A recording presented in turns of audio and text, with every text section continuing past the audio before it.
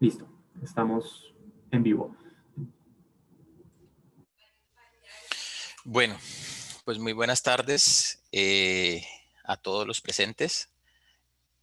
Muchas gracias a Lina por tomar este espacio en donde nos va a compartir acerca de su investigación. Quiero comentarles un poquito antes de arrancar, en un par de minutitos, presentarles a Lina Delgado para las personas que ya la conocen y para aquellos que no la conocen. Lina es egresada del programa de química de la Universidad de ICESI. Lina hizo una pasantía en la Universidad de la Florida con el profesor Ken Wagner, en donde tuvimos la oportunidad de compartir campana de extracción, tuvimos la oportunidad de compartir investigación, hombro a hombro hicimos reacciones químicas, en donde pues obviamente Lina ha mostrado muchísimo interés en lo que es el área de la química orgánica y la síntesis orgánica especialmente. Hizo su proyecto de grado en el grupo que yo dirijo, con unos resultados muy satisfactorios que permitió incluso que publicáramos un artículo científico en una revista de alto impacto.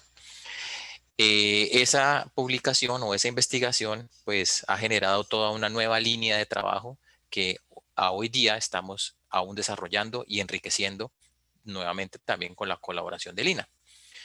Lina, después de graduarse, tuvo la oportunidad de participar en el área de investigación y desarrollo en la industria. Estuvo un par de años en Abbott, también con muchos éxitos. Luego de esto, entonces decide regresar a la academia y esa es la razón por la cual en este momento está en Texas Tech haciendo su programa de doctorado, en el cual entonces pues tiene su responsabilidad es obviamente hacer la investigación, recibir cursos en química orgánica, que sería la línea en la cual ella está postulándose, em, y al mismo tiempo también dar clases de asistencia de docencia, especialmente en este caso en laboratorios de química orgánica. Sin embargo, vale la pena aclarar que la investigación que hace Lina en este momento es más enfocada hacia la química inorgánica, que no es un fuerte que tengamos nosotros en ICESI. Nosotros estamos más enfocados a nivel experimental en la parte orgánica y en la parte analítica. Lina decide entonces irse por la parte inorgánica y obviamente está ahora reforzando todos sus conocimientos inorgánicos y su investigación es, yo diría que un 70 a un 90% inorgánica, más que orgánica. Entonces es un reto muy grande y el día de hoy entonces Lina nos va a compartir esta investigación en química inorgánica. Entonces Lina, el auditorio es tuyo. Muchas gracias, profe. Les voy a empezar a compartir la pantalla para que por favor me digan si la pueden ver. Y ya la vemos. Listo.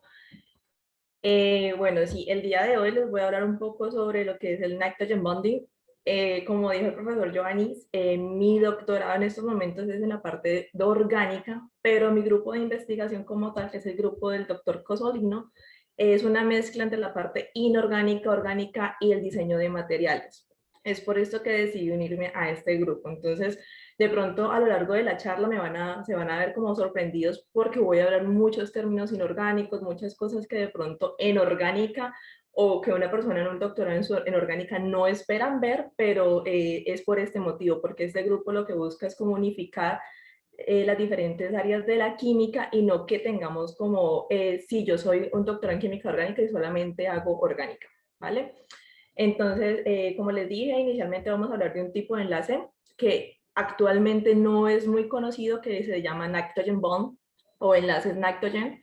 Entonces, para poder definir o para que podamos entender de qué se trata este tipo de enlace, es necesario, es necesario que recordemos que tal vez ya conocemos estos términos con otros nombres. Entonces, es por esto que recordemos que nosotros ya tenemos un tipo de enlace que se llaman los enlaces de halógeno. Entonces, aquí podemos ver una breve definición que la BioPAC nos ofrece. En este caso, ¿qué es importante recordar? Porque lo vamos a ver más adelante cuando ya les defina qué es un nitrogen bond. Es que la molécula a la cual está unida o la molécula a la cual tiene la molécula o el halógeno, el átomo de halógeno, se conoce en este caso como el donador. Y la molécula que recibe es decir, la molécula que no cuenta con la presencia del anógeno, se conoce como aceptor. Aquí es supremamente importante que no confundamos la definición de ácido base de Lewis de donador-aceptor con la donador-aceptor cuando estamos hablando de tipo de enlaces como halogen bonding, chalcogen bonding o nitrogen bonding. Entonces aquí les muestro como una pequeña representación o una molécula, la cual cuenta con un enlace de halógeno. Aquí podemos ver el mapa de potencial electrostático.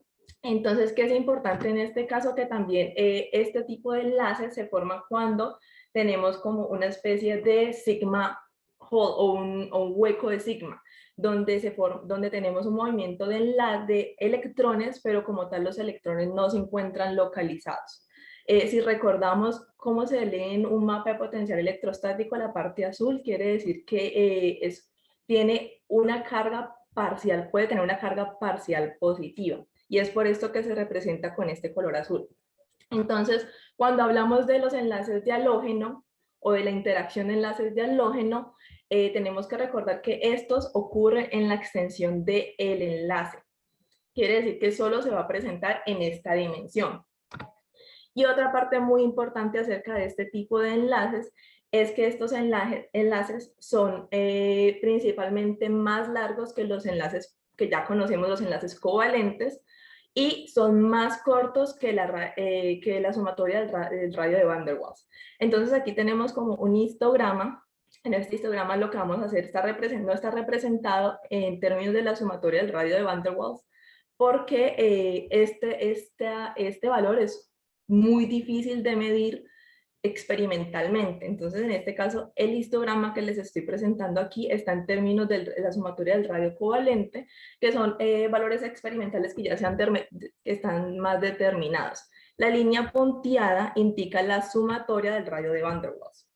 Entonces, en este caso, la mayoría de los enlaces de halógenos se presentan en esta área.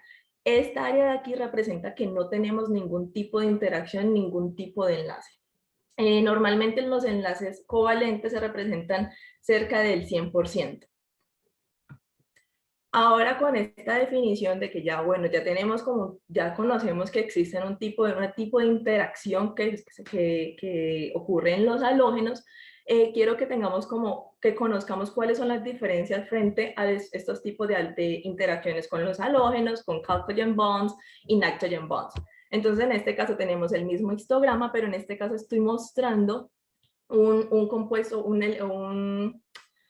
de coordinación.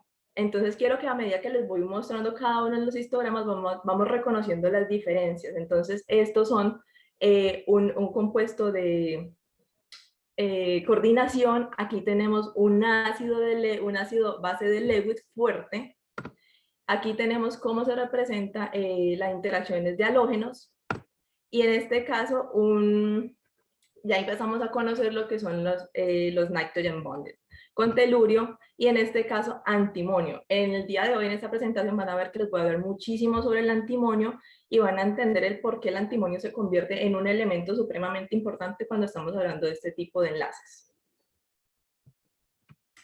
Entonces, ahora sí, para empezar a definir, porque les he hablado un poco de muchas cosas, pero no les he definido qué es un nitrogen bond, es importante que reconozcamos que como tal, en la definición o el nitrogen bond no es algo nuevo, no es algo que apareció en este siglo, no es algo supremo, o sea, que nuestro grupo descubrió. Es algo que siempre ha estado, inclusive desde aproximadamente desde los 60 a los 70, solo que con diferentes definiciones, diferentes nombres. Entonces, en este caso, Millikan los definía como complejos, Ben los definía como en términos de donor-aceptor, interacciones de donor-aceptor, Hazel los definía en términos de enlaces que ocurren como una transferencia de carga, y Alcock, que básicamente toda la presentación se basa mucho en esta definición. Nitrogen bond es un tipo de enlaces secundarios entre elementos no metálicos y metálicos. Es importante aquí que recordemos que nosotros también conocemos una interacción secundaria, que conocemos muchísimos tipos de interacciones secundarias como químicos. Conocemos lo que es el enlace de hidrógeno, las interacciones dipolo-dipolo, todo este tipo de interacciones. Van a ver que las interacciones que les voy a hablar en este caso son muy similares, las podemos comparar mucho con lo que es los enlaces por puente de hidrógeno, incluso si pensamos en lo que es los enlaces halógenos, las interacciones de halógeno, se basan mucho en, en los descubrimientos y en la información que se tienen a raíz de los enlaces por puentes de hidrógeno, ya que su comportamiento son muy similares. En este caso vamos a ver muchas similitudes, pero a la misma vez vamos a ver por qué estos enlaces son tan importantes y por qué tenemos un grupo de investigación trabajando exclusivamente en esto. Entonces, como para que entremos en para centrarnos más en qué tipo de elementos o qué tipo de elementos voy a estar hablando, recordemos que estos elementos son el grupo P en la tabla periódica. Aquí tenemos lo que se conocen como halogen bonding. Este grupo de aquí sería chalcogen bonding. Y este grupo de aquí, el grupo 15 en la tabla periódica, son aquellos que se conocen como los elementos que pueden hacer nitrogen bonding. Entonces, como para mostrarles un poco de que esto no es un término nuevo, aquí podemos ver diferentes publicaciones que han hablado de nitrogen bonding, pero no directamente utilizando este nombre, sino como con diferentes tipos de nombres, pero todos se refieren exactamente a lo mismo. Entonces, ¿por qué es importante? Porque comenzamos a trabajar con este tipo de enlaces. Bueno, se han encontrado muchísimas estructuras que son posibles de hacer gracias a este tipo de interacciones. Y segundo, porque hay muy pocos estudios que propongan un diseño, un manejo o nuevas herramientas o nuevas aplicaciones sobre este tipo de enlace. Por lo tanto, no encontramos con reglas o estrategias bien definidas como un procedimiento para producir este tipo de moléculas, este tipo de materiales. En este caso vamos a tratar de hacer supermoléculas, que también es una de las áreas en las cuales mi grupo de investigación se centra. Para hablar acerca de las consideraciones que tenemos que tener en cuenta a la hora que queramos diseñar este tipo de enlaces, entonces ahora sí por fin les voy a definir o les voy a mostrar cómo la IUPAC define este tipo de enlaces. Entonces, efectivamente, si ustedes ven, la definición no difiere mucho de la primera definición cuando hablábamos de enlaces de halógeno o interacciones con los halógenos.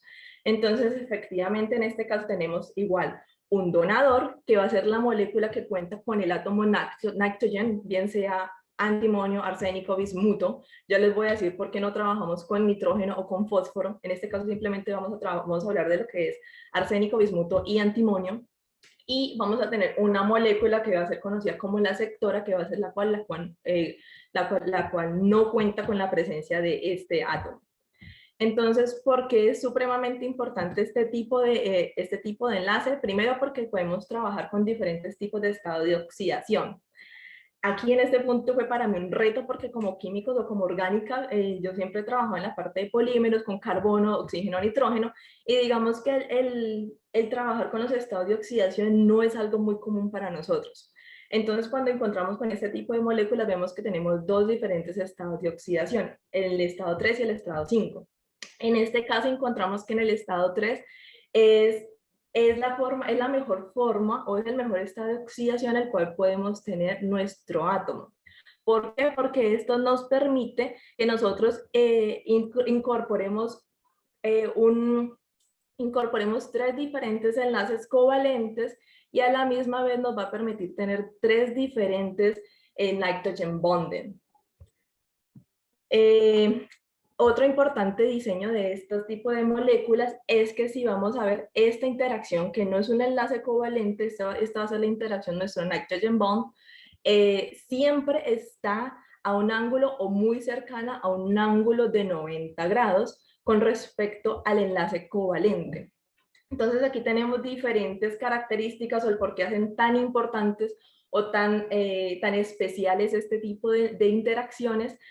Una de las principales es que la molécula sufre una mínima reorganización, lo cual no ocurre cuando trabajamos con moléculas en estado de oxidación 5. Cuando trabajamos en un estado de oxidación 5 y hacemos este tipo de interacciones, la molécula va a sufrir una reorganización.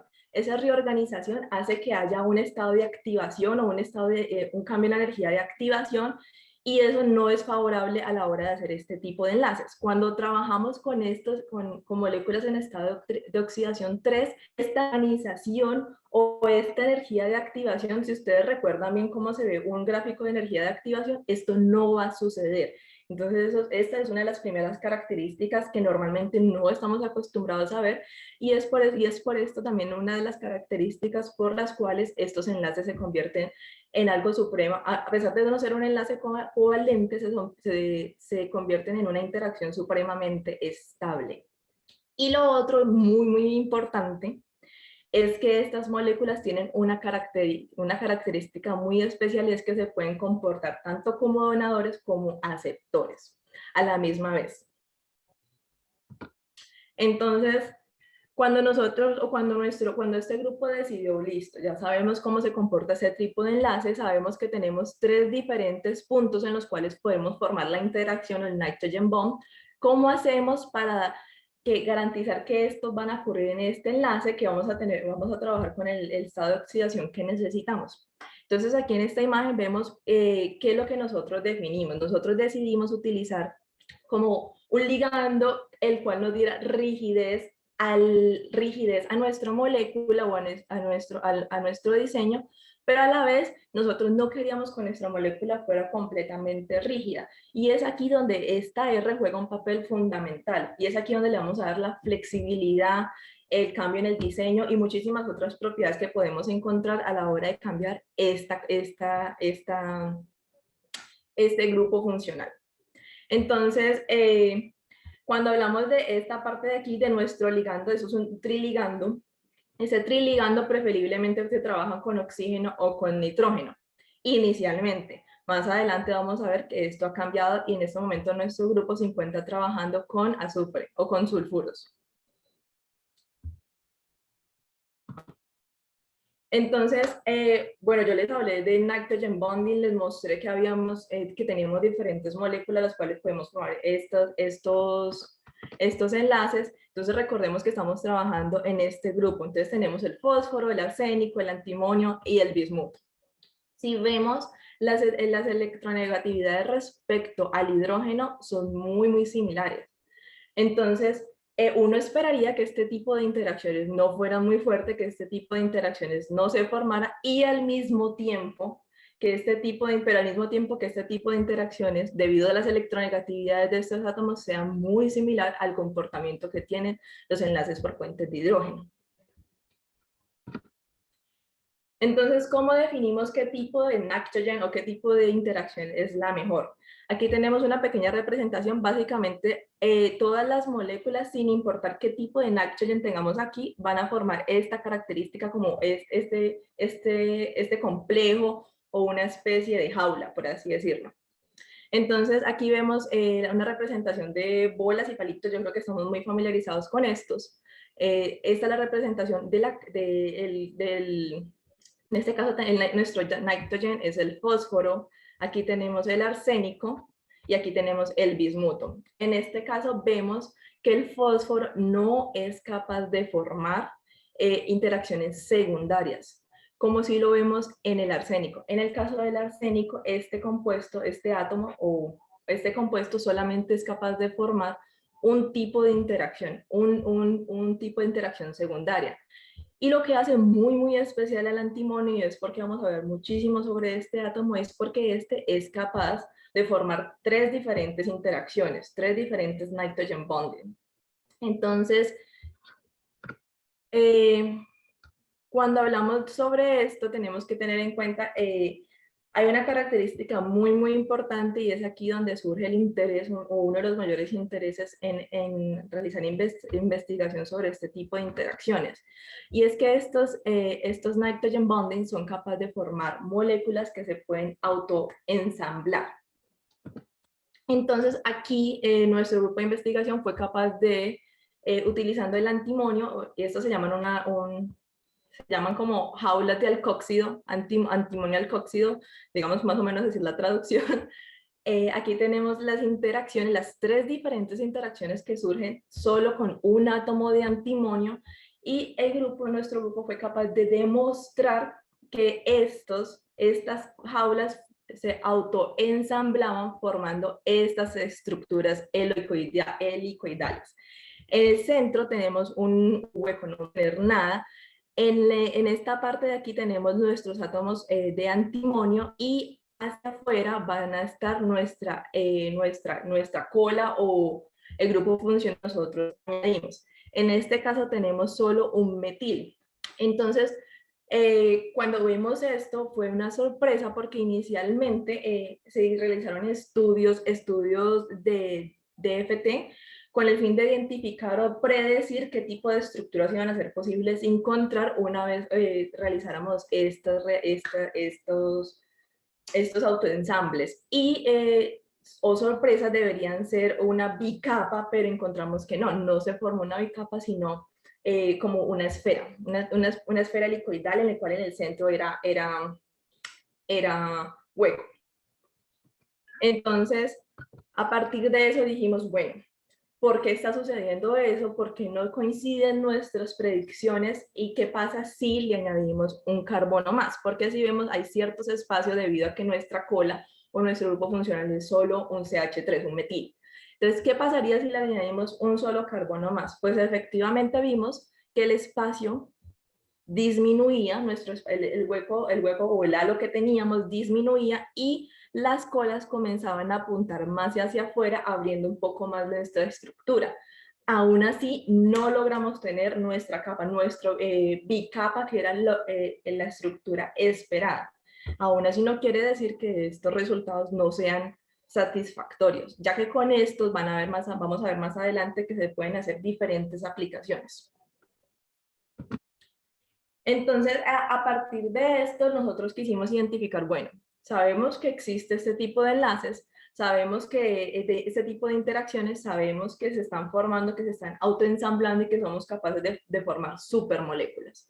Pero entonces necesitamos identificar qué tan fuertes son estas moléculas y cómo se comportan o cómo podemos compararlos con los enlaces por puente de hidrógeno. Pues ya les dije que básicamente los enlaces por puente de hidrógeno ha sido como el punto de partida para las interacciones por halógenos, las interacciones de los chalcogen y las interacciones de nitrogen bond. Entonces aquí se tomaron diferentes estudios de DSC, de las estructuras formadas. En este caso se midió el calor de sublimación y recordemos que aquí tenemos, voy a volver un poquito, recordemos que aquí tenemos dos diferentes colas, una con un carbono y otra con dos carbonos. Entonces los calores de sublimación respectivamente para la cola de metil y para la cola de etil se encontraron que fueron estas. Entonces recordemos que cada antimonio tiene tres diferentes interacciones o tres nitrogen bonding. Entonces, al dividir estos calores de sublimación en tres, encontramos que básicamente el calor de sublimación o la fuerza de cada uno, que es, o la fuerza de cada interacción es aproximadamente menos 33 kilojoules por mol. Si comparamos esto frente al calor de sublimación del agua, está relativamente muy cercano. Y al mismo tiempo, si los comparamos con nuestras bases de ADN, ATGC, entonces encontramos que obviamente los calores de sublimación se encuentran muy cercanos, es decir, que tenemos nuevamente una comprobación de que este tipo de interacción va a funcionar de la misma forma o tiene funcionamientos similares a lo que es los enlaces por puente de hidrógeno. Así como a medida que incrementamos la cantidad de enlaces por puente de hidrógeno, incrementa la fuerza de los mismos, esto mismo va a suceder con los nitrogen bonding. Aquí de pronto la diferencia en los calores de sublimación se deben a diferentes factores como las interacciones, las dispersiones del London, entre otras. Tenemos que tener en cuenta aquí que no estamos trabajando con una molécula simple, sino que es una supermolécula. Entonces, a partir de estos resultados, nosotros dijimos, bueno, estamos buscando todavía cómo desarrollar nuestra bicapa. Lo que tenemos en el momento son esferas o esferas con un centro hueco. Al hacer nuevamente las calculaciones de DFT, encontramos que sí era posible que las colas de nuestra jaula formara, que nuestras jaulas fueran el factor determinante a la hora de determinar la estructura de nuestra supermolécula. Entonces, lo que nosotros buscábamos era este arreglo, un arreglo antiparalelo, en el que una molécula, uno de nuestras moléculas estuviera de esta forma, o sea, con el antimonio apuntando hacia arriba, y la otra molécula con el antimonio apuntando hacia abajo, de tal forma que encajaran y puedan formar nuestra bicapa. En este caso, encontramos que nuestras moléculas o nuestros átomos tienen diferentes tipos de interacciones. Tienen las interacciones antiparalelas como estas y tienen interacciones ortogonales como son en este caso. Entonces, cuando vimos esto, lo que hicimos fue agregar más carbonos a la cola. ¿Qué pasa si agregamos muchos más carbonos a esta cola, si funcionalizamos aún más esta cola? Oh sorpresa, finalmente logramos formar nuestra bicapa, todo gracias al incremento de un carbono más. ¿Esto de qué se debe? Ya que las colas son aquellas que dirigen o permiten la formación de la bicapa, con el fin de evitarle la menor interacciones posibles.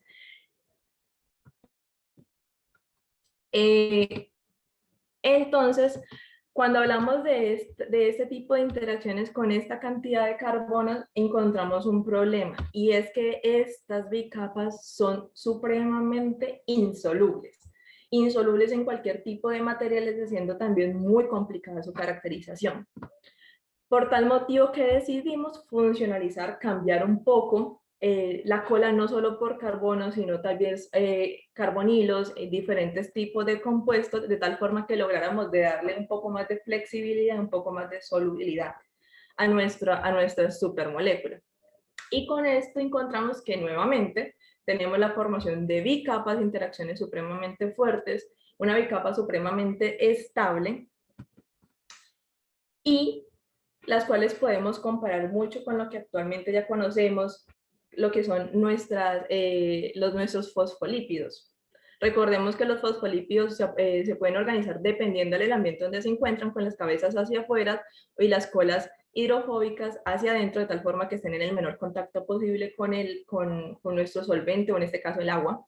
Pero en este estudio encontramos que nuestras bicapas se comportan de esta manera, donde las cabezas apuntan hacia adentro y estas cabezas se tratan de encajar entre ellas mismas. Algo supremamente importante de esto es que estas bicapas estas bicapas son reversibles. Entonces nosotros podemos controlar cómo se comporta el comportamiento de esta bicapa. A raíz de esto, lo que nosotros quisimos saber era, bueno, ¿qué podemos hacer con estas bicapas? Y nos van a formar, y si podemos formar vesículas. En un principio les mostré que teníamos un tipo de vesículas, una supermolécula conformada de forma helicoidal con un centro hueco. La idea de este centro hueco es lograr encapsular diferentes cosas. Pero entonces tenemos una bicapa. Esta bicapa, no aclaré, qué pena con ustedes, pero esta bicapa o este comportamiento se ve en estado sólido. Queríamos ver entonces qué sucedía con estas bicapas cuando las formamos en estado líquido. Entonces, a eso se hicieron diferentes estudios. Nuestras bicapas se solubilizaron en diferentes solventes, principalmente en acetona. En acetona. Cabe aclarar que cuando estamos trabajando con estas jaulas, voy a volver un poco a mostrarles algo. Cuando trabajamos con estas jaulas están compuestas en este caso solo por oxígeno, o sea, son jaulas de alcóxido. Estas jaulas son supremamente susceptibles a la humedad. Entonces, por lo tanto, este estudio se hizo todo bajo nitrógeno, con solventes secos. Entonces, en este caso utilizamos acetona seca, THF seco, y lo sometimos a ultrasonido durante 5 minutos. Después de 5 minutos encontramos que, oh sorpresa, sí podíamos formar vesículas a partir de nuestra bicapa. Cuando encontramos que sí podíamos formar vesículas con nuestra bicapa, la siguiente pregunta es, ¿podemos controlar la dispersión o el tamaño de nuestras vesículas? ¿O nuestro solvente afecta el tamaño o la cantidad de vesículas que tengamos, y es por eso que se hicieron diferentes estudios con diferentes concentraciones tratando de encontrar la concentración a la cual podíamos encontrar como que todas nuestras vesículas se comportaran de la misma forma y tuviéramos una distribución normal, una distribución más cercana y no tan aleatoria como en este caso. Al principio, cuando estuvimos jugando con las concentraciones, estas fueron como nuestro primer resultado, donde vemos que el tamaño de nuestras vesículas son bastante aleatorias, no es algo uniforme. Cuando logramos encontrar la concentración a la cual era la precisa, en la cual encontramos que nuestras vesículas no es aleatorio, sino tenemos una distribución específica, dijimos, listo, este es nuestro punto de partida. Aquí les quería mostrar que a pesar de que estamos formando vesículas, nuestras soluciones son soluciones homogéneas. Esta primera de aquí es cuando tenemos una distribución una distribución aleatoria, y esta de aquí es cuando tenemos una distribución no aleatoria. Cuando encontramos estos resultados, nosotros quisimos ver, listo, podemos medir nuestras vesículas, cómo se comportan nuestras vesículas. Para eso tomamos diferentes estudios de SM, que es el microscopio electrónico de barrida. Aquí lo que hacemos es que en lugar de utilizar unas de luz, utilizamos unas de electrones, y encontramos que todas nuestras vesículas se encontraban agregadas, todas junticas. Por este motivo se tuvieron que hacer diferentes modificaciones con el fin de lograr medir una sola de nuestras vesículas, que es lo que tenemos en este caso, que estos son resultados de TEM, que es nuestro microscopio electrónico de transmisión. Entonces aquí vemos nuestras vesículas, cómo se comportan nuestras vesículas. Aquí es importante recordar el por qué vemos como este halo un poco más oscuro o más negro. Recordemos que estamos trabajando con un elemento pesado que es el antimonio. Y es por esto que vemos que esta parte de aquí está más oscura que el resto. Entonces eso también nos ayuda a comprobar que las cabezas, o en este caso nuestros átomos de antimonio, son los responsables de formar nuestra vesícula y no nuestras colas. Entonces aquí básicamente es como un corte transversal de cómo se verían nuestras vesículas. Y aquí básicamente lo que les muestro es que los resultados de DFT coinciden, o nuestro histograma coinciden en este caso con los resultados experimentales que tuvimos aquí. Entonces, siempre lo que nosotros buscamos comprobar es, listo, nosotros hicimos unas predicciones, tuvimos unos resultados experimentales, estos coinciden o no con lo que nosotros pensamos. Entonces, a partir de eso ya les conté un poco de las cajas de alcóxido, ¿cierto? Y les dije que teníamos un problema muy importante, y es que estas cajas eran supremamente inestables a la humedad. Entonces, es aquí donde el grupo comienza a pensar, bueno, tenemos una caja, sabemos que podemos formar vesículas, pero estas vesículas no van a ser estables,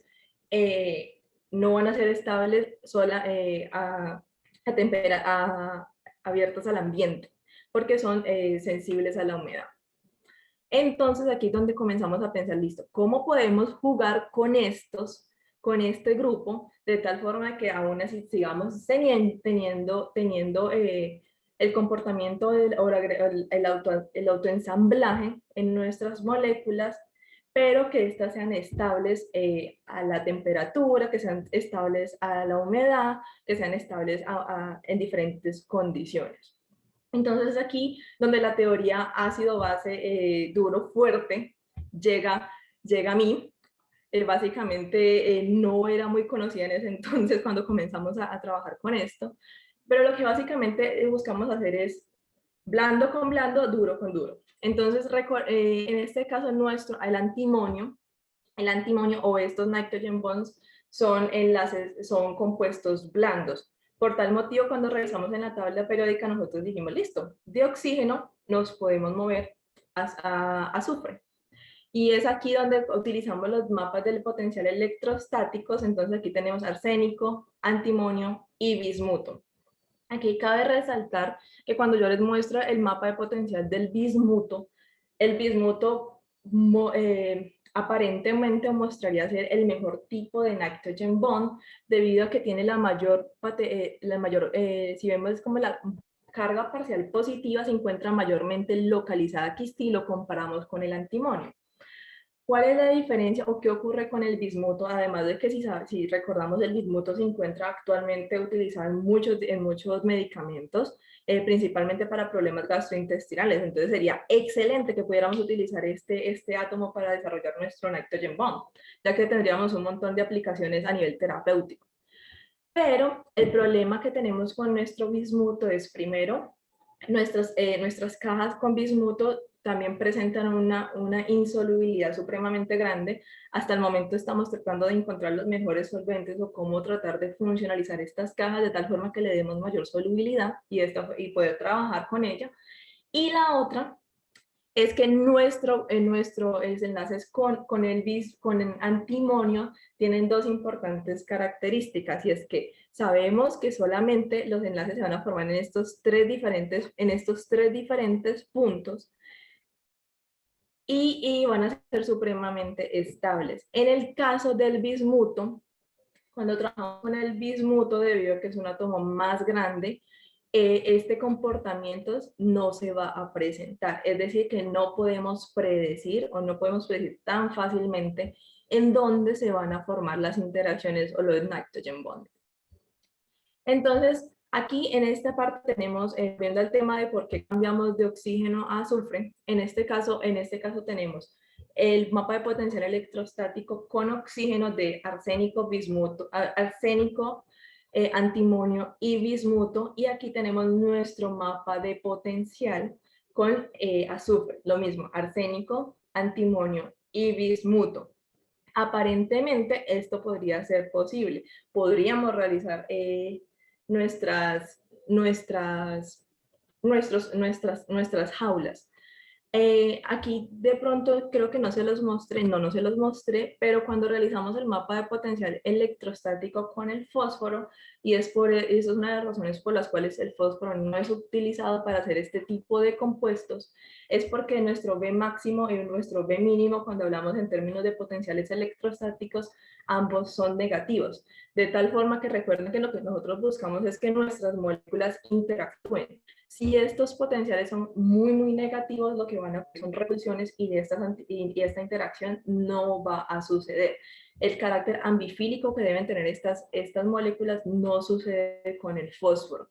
Sería excelente porque no es tóxico, supremamente barato de conseguir. Sería excelente poder trabajar con este átomo, pero no es posible.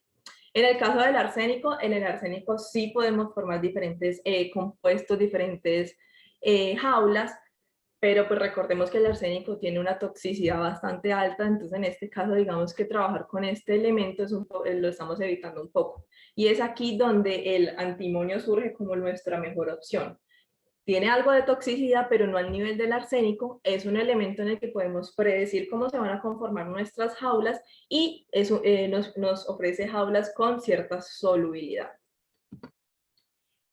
A partir de eso, nosotros comenzamos a trabajar ya formando nuestro ligando no con tres oxígenos, sino en este caso con tioles, con tres diferentes grupos, con tres diferentes sulfuros. Esta básicamente a grosso modo es la reacción en la cual se hace con nuestro ligando con antimonio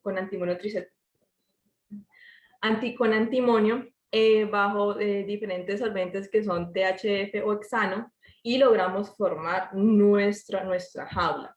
En este caso nuestra cola es de 2 carbonos. Al formar esta jaula realizamos los mismos experimentos que les mostré en un principio con las jaulas con oxígeno, las jaulas de alcóxido. En este caso son jaulas de tioles, y encontramos que la formación de vesículas se seguían formando.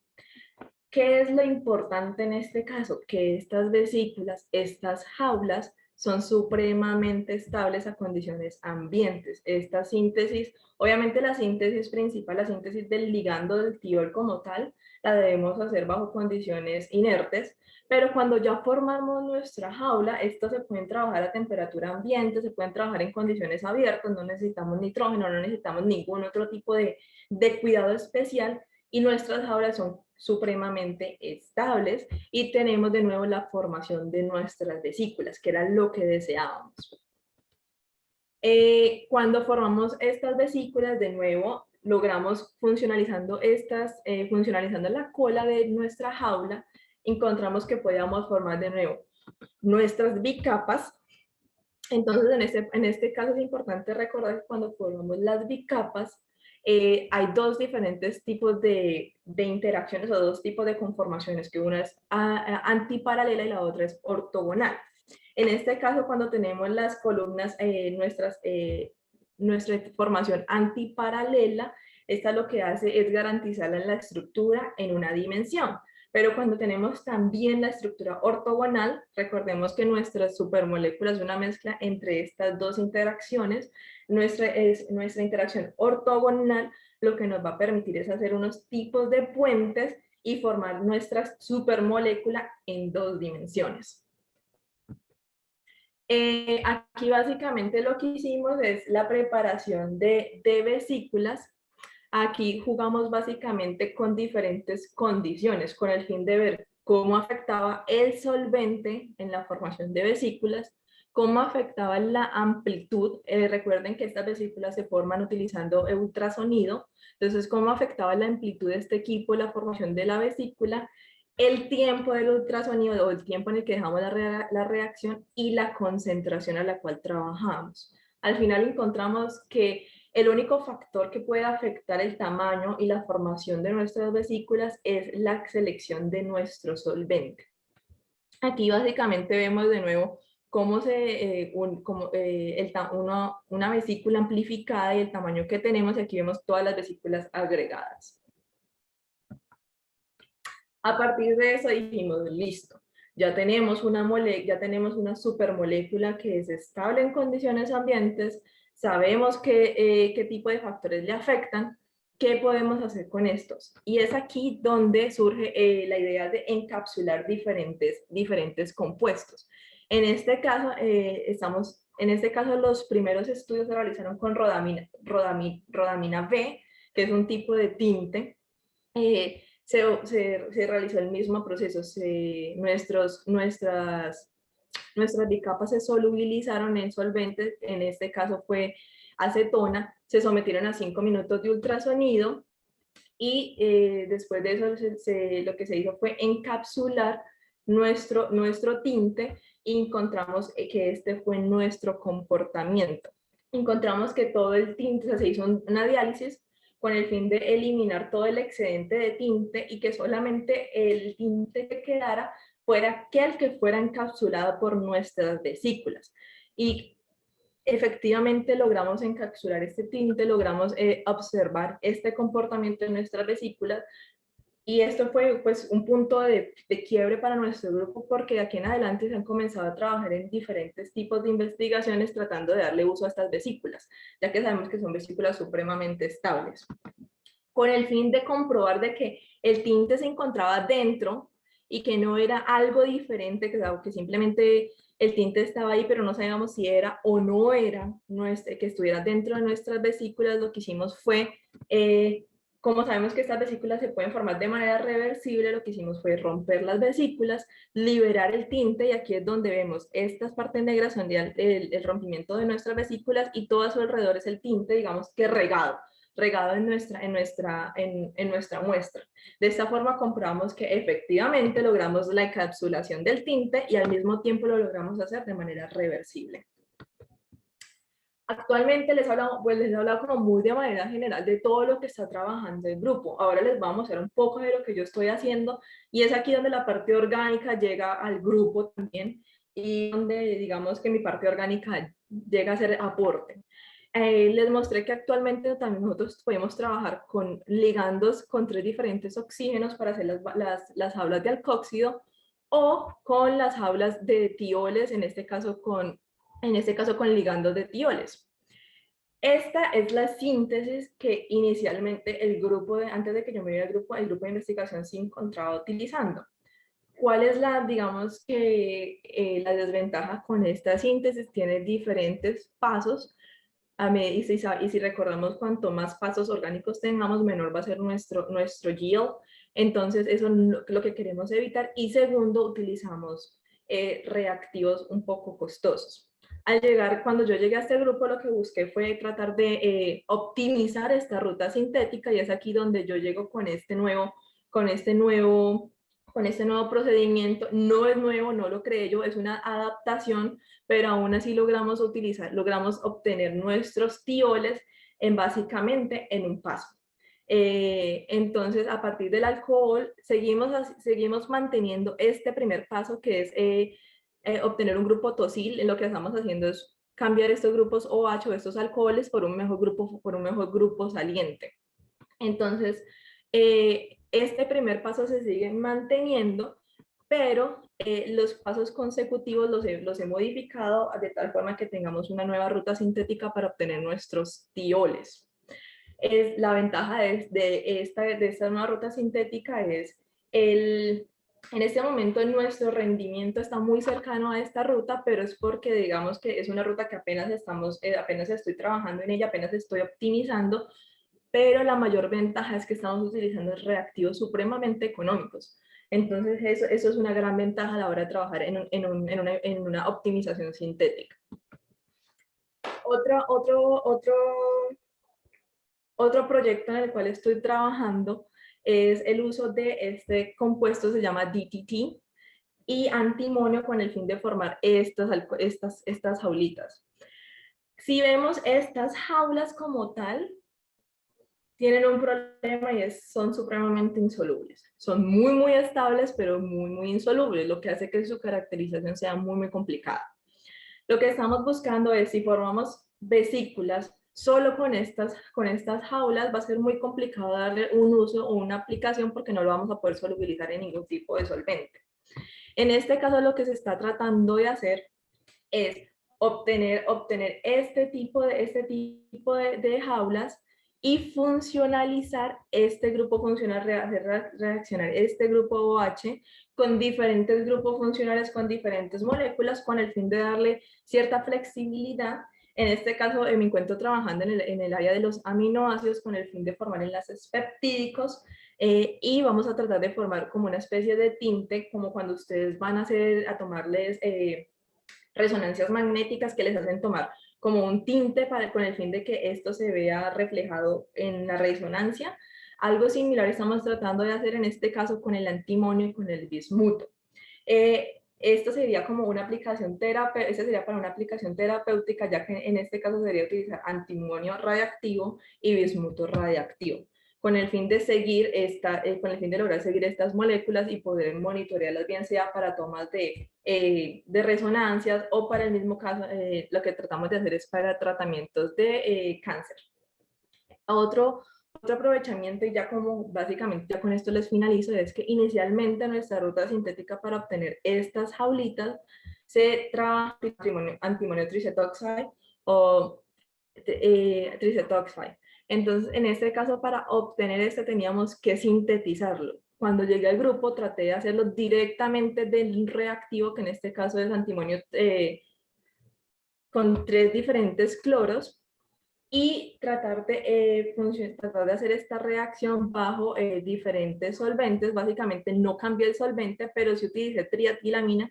En este caso funciona un poco como solvente, como cosolvente, y al mismo tiempo como catalizador, logrando precipitar nuestra jaula. Entonces, esto es muy, muy importante, porque nos estamos ahorrando un paso, que es la obtención de este compuesto, y de nuevo, simplemente podemos trabajar directamente desde reactivos comerciales, lo cual facilita muchísimo una ruta sintética. En este caso, pues aquí ya para finalizar les presento, él es mi director en estos momentos de mi doctorado, es el doctor Anthony Cosolino. Y esta es una pequeña foto de mi grupo de investigación. No tenemos una foto presencial, pues debido al COVID no la hemos podido tomar, pero básicamente este es mi grupo de investigación. En ese caso, Tomás no trabaja en la formación de nitrogen bonding, sino que él trabaja en el diseño de MOF. Él es, digamos, que la única persona de nuestro grupo que trabaja en un tema diferente, por así decirlo. Y de nuevo, muchísimas gracias por la atención y por la invitación. No sé si alguien tiene alguna pregunta.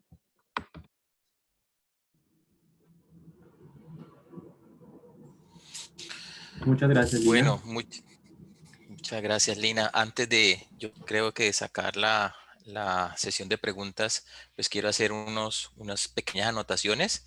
Primero que todo, felicitar a Lina por el trabajo que está haciendo, y agradecerle también por compartirnos su presentación. Y yo creo que por instruirnos prácticamente a todos los que estamos aquí en la charla sobre este tipo de enlaces, que realmente pues los hemos visto por ahí, pero realmente no lo hemos estudiado, los hemos visto con otros nombres. Entonces, pues primero que todo agradecerte por tomarte el tiempo de presentar esta charla, que sabemos que estás presentando tus exámenes acumulativos, que tienes una gran cantidad de actividades en este momento. Entonces, pues sacar el tiempo para darnos esta charla, te lo agradecemos muchísimo. Definitivamente aquí está mostrado lo que es el estudio en ciencia básica, y nos lo estás mostrando. Obviamente siempre al final uno dice, bueno, ¿para qué serviría esto? ¿Cierto? Entonces nos diste un poquitico de información de qué estás buscando con este tipo de cosas, pero pues realmente el interior de todo esto es el estudio de esos tipos de enlaces. Entonces es básicamente ciencia básica. Lina, muchísimas gracias. Te felicito, has hecho un muy buen trabajo. Se nota cómo digamos, la formación que has tenido en ICESI ha sido fundamental para hacer este tipo de trabajos que estás haciendo ahora en la universidad. Y bueno, entonces, para adelante. Muchísimas gracias. Ahora sí, entonces, abro la sesión de preguntas. Creo que Federico por ahí tiene alzada la mano.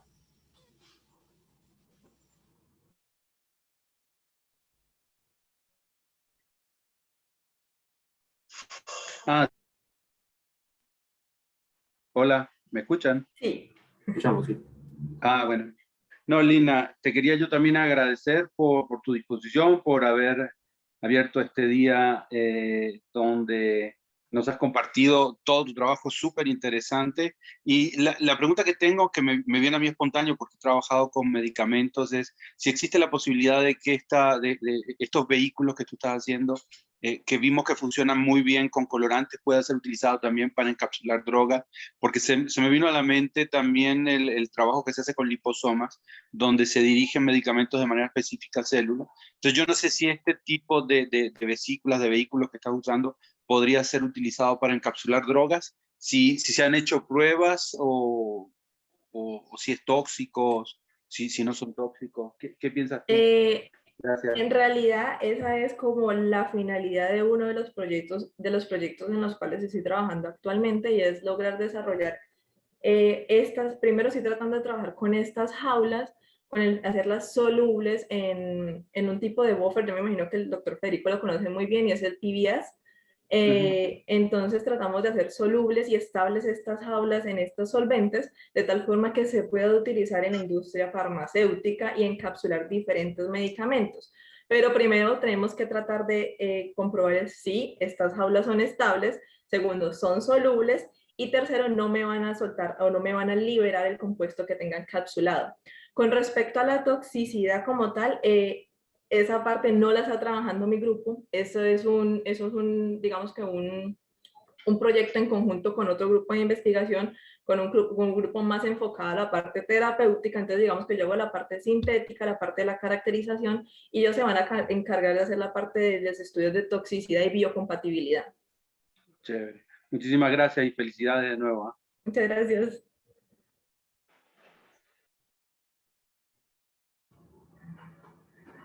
Bueno, abrimos la sesión de preguntas. No sé si el público tenga alguna inquietud que aclarar para que Lina nos complemente.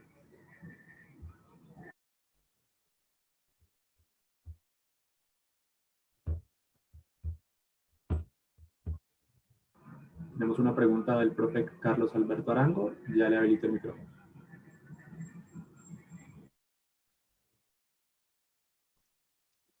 Sí, Lina, muchas gracias por la charla, muy chévere y como dice Giovanni, investigación básica, aprendiendo cada vez más y más de la materia. Seguro que en un futuro van a resultar aplicaciones que van a cambiar de alguna forma nuestras vidas.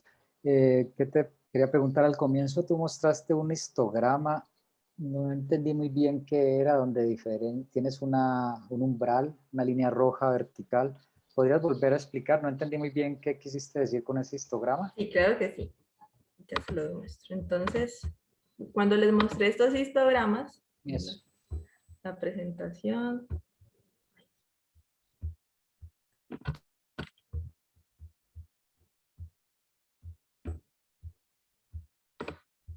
Cuando les mostré estos histogramas, la idea era mostrarles el comportamiento, comparar esto respecto a un compuesto de coordinación, como lo es los enlaces hierro-oxígeno, que son muy conocidos. En este caso, igual, la línea punteada representa la sumatoria del radio de Van der Waals y el histograma se hace en términos de la sumatoria de los radios covalentes. Aquí vemos el comportamiento de un ácido fuerte, un ácido de Lewis fuerte. Y aquí en el caso del antimonio, tenemos la idea es mostrar cómo se comporta este. Si vemos, no es similar a un elemento de coordinación cuando trabajamos con el antimonio en estado de oxidación 3. Si trabajamos con el antimonio en estado de oxidación 5, nuestro histograma va a ser algo muy similar a el histograma de los elementos de coordinación. Pero cuando trabajamos con los elementos con el antimonio en estado de oxidación 3, el histograma o cómo se va a comportar estos enlaces van a ser una mezcla entre los enlaces de halógeno, que es el histograma que tenemos aquí, y nuestro comportamiento de los compuestos ácido-bases de Lewis. Básicamente lo que quería darles a explicar es, ¿está un poco más claro? No, o sea, ¿cómo lo construiste? ¿Quiere decir que eso tomas todos los compuestos conocidos o una base de datos de todos los compuestos que tienen hierro y oxígeno y a cada uno de ellos le haces la sumatoria de los... Sí, esto se encuentra en la base de datos de Cambridge. Son datos que ya se encuentran conocidos. Entonces, y con este experimento como tal, ya con el antimonio, sí se hizo directamente una estudiante de la universidad. Este estudio no lo realicé yo. Ese fue, digamos que una estudiante, ya en ese momento ya es doctora. Fue la tercera estudiante, bueno, nuestro tercer doctora en el grupo. Entonces, ella fue la encargada de realizar estos estudios. Exactamente cómo lo hizo, no se lo puedo responder, porque la verdad no lo tengo en estos momentos en mi mente. Pero lo que ella buscaba era mostrarles básicamente el por qué estos enlaces, en este caso antimonio-oxígeno, que son de nuestras jaulas, son tan especiales y a la vez como una mezcla entre un ácido base y al mismo tiempo tiene el mismo comportamiento de los enlaces o las interacciones de los halógenos. Aquí de pronto con el telúrico lo que quería mostrarles es que a medida que aumenta la cantidad de electrones en el átomo, pues se hace un poco más difícil tener como una característica o un histograma que no podamos decir tiene esta tendencia. Es un poco más. ¿Era lo que decías que quiere decir el 100%? En el 100% es donde tenemos, en el 100% es donde se forman los enlaces covalentes. Y básicamente los enlaces, el nitrogen bonding se forman en esta región de aquí. Ya, lo que ya entendí mejor, Lina. Bueno, muchas gracias. Gracias, profe. Tenemos una pregunta del profe Giovanni.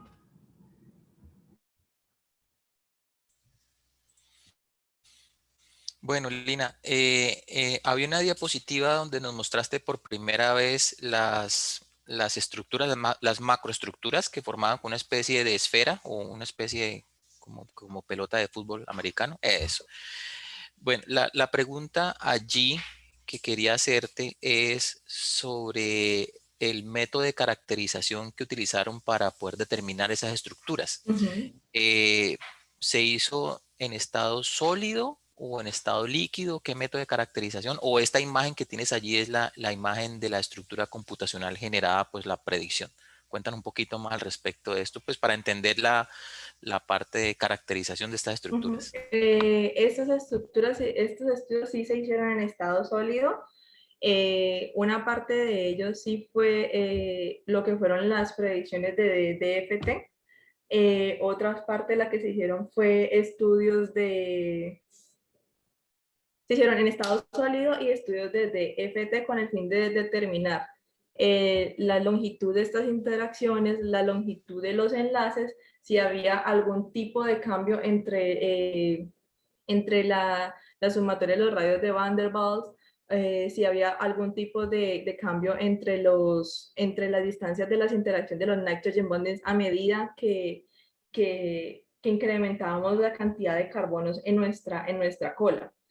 Básicamente, esos fueron los tipos de estudios que se hicieron con estas estructuras. Estas estructuras como tal no se hicieron en solución. Ya en solución las venimos a hacer después con el fin de identificar la formación de las vesículas. Aquí lo que se logró encontrar fue que no estábamos formando una bicapa, que era lo que inicialmente habíamos esperado, sino que estábamos formando son estructuras helicoidales. Ok, cuando dices entonces en estado sólido, imagino que hicieron fue rayos X Sí. de estas estructuras. Qué pena, Qué se bien. hicieron se hicieron estudios Listo. de rayos X. Listo. Y cuando es en solución, ¿qué tipo de caracterización haces para estas estructuras? Cuando es en solución, O sea, además de lo que nos mostraste pues de las imágenes de TEM. Se hace en TEM y se hace SEM. O sea, se hacen transmisión se utiliza el microscopio de transmisión electrónica y se utiliza el microscopio electrónico de barrido. Se utilizan estas dos. Además, también en estado sólido hicimos los estudios de DSC.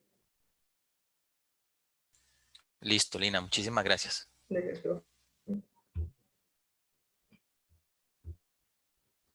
No sé si hay alguna otra pregunta.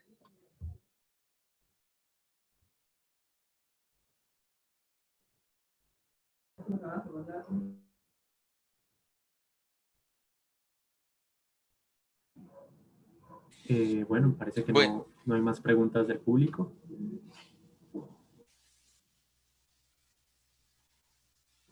Federico, sí. No, Lina, perdón, yo tengo solo una curiosidad.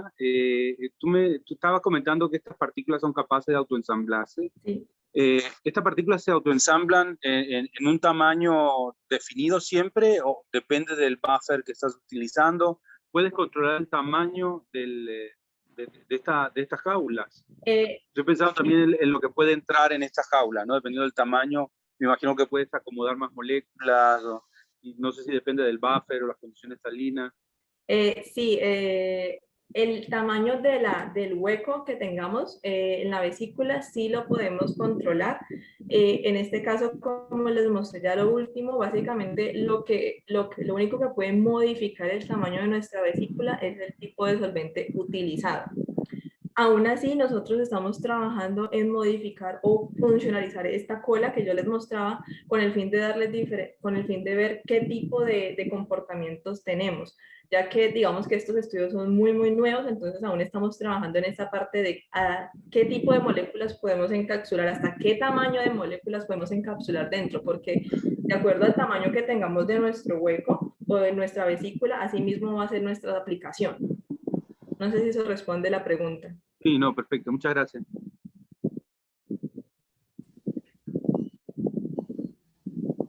El profe Giovanni.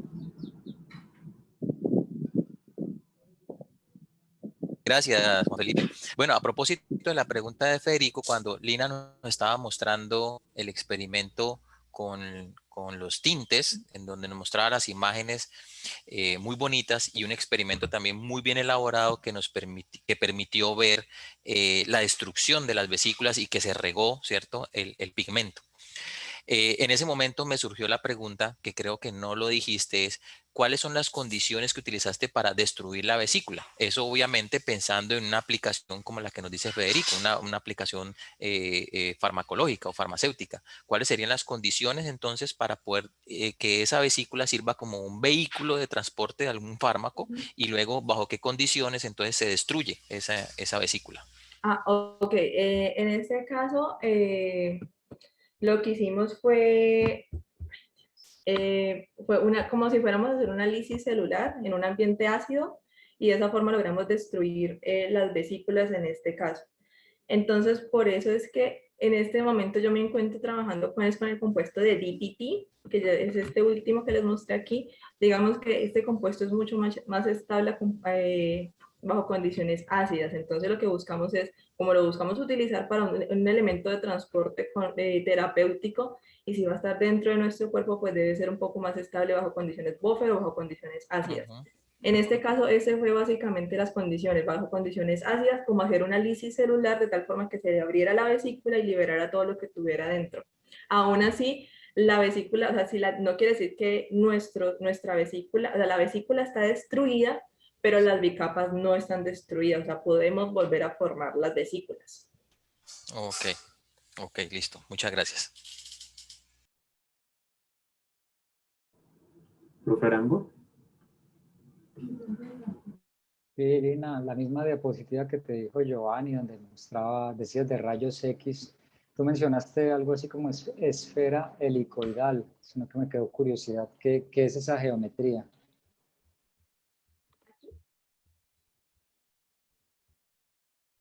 Esta diapositiva, por favor. Sí, creo que fue esta. Dijiste que tenía geometría de esfera helicoidal, creo. Y sí, creo que es esta. Sí, pues básicamente es, como yo les explicaba al principio, que nuestras moléculas se pueden acomodar de forma antiparalela, es decir, una cabecita aquí, la otra cabecita aquí, o de forma ortogonal, que es algo similar a lo que estoy haciendo con mis manos. Entonces lo que van a formar es como si fuera, digamos que podemos hacer como la comparación con nuestra estructura de ADN, entonces lo que vamos a tener es como un tubito, por así decirlo, a lo largo y con un centro huequito. No sé si eso explica un poco la pregunta, si responde la pregunta.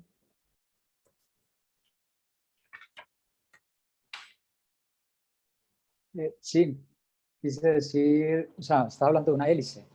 Sí, Ah, es similar a una hélice, pero siempre teniendo, no como la hélice del ADN, en la cual no tenemos un espacio hueco, en este caso sí tenemos un espacio hueco.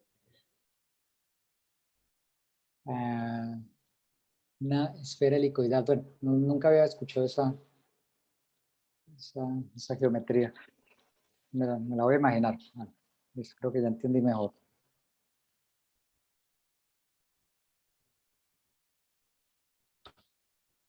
Gracias. Gracias, profe.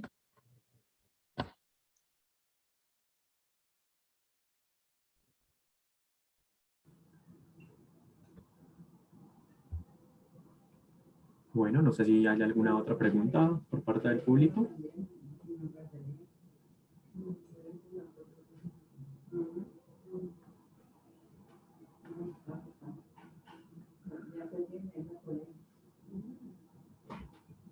Pareciera que no.